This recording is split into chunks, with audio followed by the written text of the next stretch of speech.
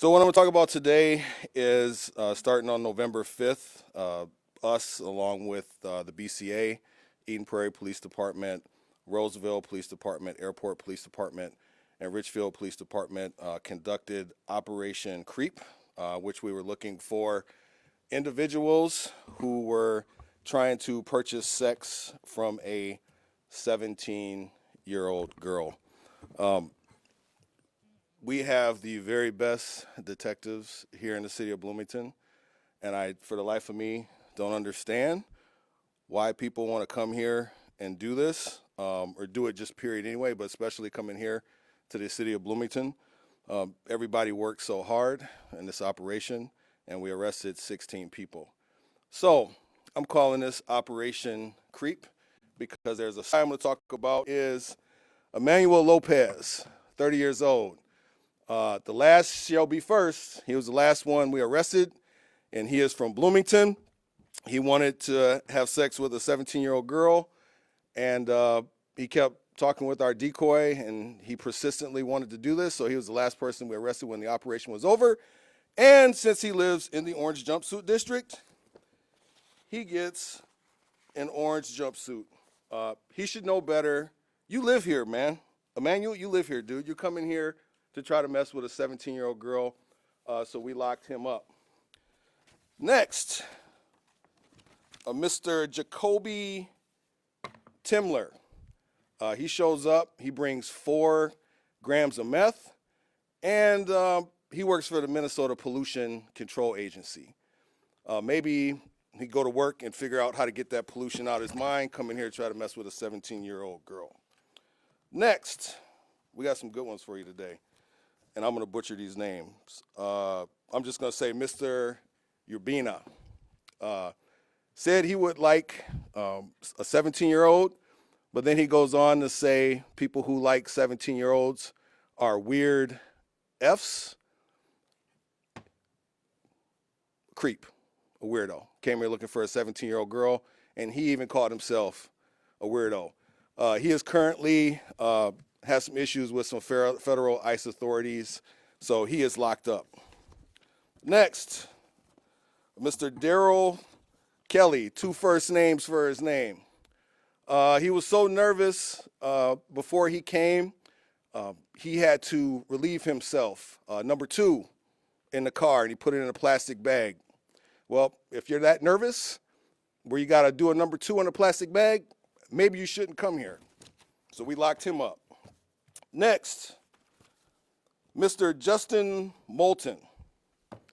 He is a technician, and he wanted oral sex from a 17-year-old girl. Film production, well, he's getting film production with this orange jumpsuit he got. We locked him up. Next, I'm just going to say a Mr. Borrera. He is a healthcare software development person. He said he shouldn't come because 17 years old is too young, but he decided to show up anyway. Well, if he makes these type of decisions, I hope he's designing our healthcare software a little bit better than the judgment he used when he showed up today. Next, Mr. Flores showed up wanting a 17-year-old girl. He is also currently, I believe, he has some issues with some federal authorities that he had to deal with. Next, young man, I'm just going to say Mr. Ocean No. He showed up wanting a 17-year-old girl, so we locked him up too. Next, Gormandi, I think that's how you, dude, I can't say it. Gormandi. He has been convicted twice of trying to solicit a prostitute. He showed up wanting a 17-year-old girl, and he asked her for nude photos. He does HAVC work. I would not have this dude anywhere near my house if he's going to come do some work for you and your HAV system is down, if he's wanting to mess with people's 17-year-old girls. Look at this dude's picture. He shows up to your crib trying to do some HAVC work. I call somebody else. Next, Mr. Barry. He took an Uber to the scene, and he kept asking the 17-year-old girl to send her what size her breasts are. Well, the only thing he's going to need to know what the size is the Jimmy Dean breakfast sandwiches in the jail that he's got because we locked him up. Next, Mr. Irvin Van Marshaw. I'm going to show this video here. I'm going to let you guys get ready for this video. So Mr. Marshaw decided that he told our decoys that he was going to show up with a gun in his hand. So we decided that we were going to de-escalate that situation as fast as possible. So we'll roll this video here. There he is, you can see. Yep, he got took down. Brian Flores, you need to call one of these police officers here. That was a textbook tackle de-escalation here. He brought coke, and he is a convicted felon for possession of an illegal firearm and fleet police. Do not come to Bloomington telling us you're going to bring a gun in your hand to an operation to meet a 17-year-old girl. We're going to lock you up. Next, Mr. Cargobo, I think.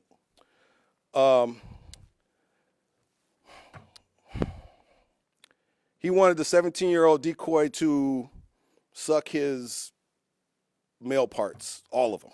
I'm just leave it at that. When the decoy told him he was 17, he said, "That's cool." Well, you know, certain school districts have bus drivers that drive transit buses that take kids to school. He's a Met Transit bus driver. So if your kid is riding the bus to school, make sure that this dude is not the driver, because that could be some issues for you. Next, Nicholas. I can't say his last name. We're going to show this other video here. I want to show you the drone footage of Nicholas when he shows up to the hotel here. You can see him in his vehicle getting out, crossbody bag on. Mind you, this is the middle of the day, and he's coming to meet a 17-year-old girl. And he has no idea that he's on drone footage. Well, here's some other things about Nicholas. He showed up with coke, meth, and he showed up with 8 firearms. He shows up with this hand cannon here. Again, he's going to meet a 17-year-old girl. And he shows up with this rifle here. And he shows up, of course, with the drugs. And look at these needles. He's coming to meet a 17-year-old girl, right? So we locked him up. Next, Mr. Heron. He works as at the Historical Society in Brown County. And I think if he would have studied history, he would have realized you don't come to Bloomington looking for a 17-year-old girl, because everybody does that. We lock up. So maybe he can write this in his scribe, what story he happened when he came to Bloomington. Next. And before I get, well, I'm going to come back to, I'm going to do him last. Next, Mr. Baraz. He's a construction worker. Maybe he needs how to fix his desire so he doesn't come here looking for a 17-year-old girl. Next, this one shames. This is a tragedy in many respects, but people at the Department of Homeland Security, I know there are great people there that come to work every single day and do their jobs and do it admirably. Unfortunately, Mr. recently married back here is not one of those people. He works for ICE, and he is an auditor for them, a civilian employee. When he was arrested, he said, "I'm ICE boys." Well, you know, unfortunately for him, we locked him up, we put him in our jail. He got reappropriated to our jail, and my understanding is he helped send people to send federal authorities I think he's going to see some federal authorities because I think the feds are going to take this case. So I'm going to close on this and I'll take questions. The tactics that these people are using on these apps continue to change. A lot of these platforms are getting sophisticated, which is making these operations more and more difficult to do. And that's why I say we got the best detectives out there, because they continue to adapt to this. But we need to make sure that we pass some laws that make it so these companies can't continue to have these people on their platforms and then make it that much more difficult for us to get on there. And you've seen these videos. There's not a single one of these guys. It's the middle of the day that would not have had sex with a 17-year-old girl had they been given an opportunity. So with that, I'll take any questions you may have. Chief, has anybody been charged yet? I think they should be working on that right now. But you don't know for sure yet?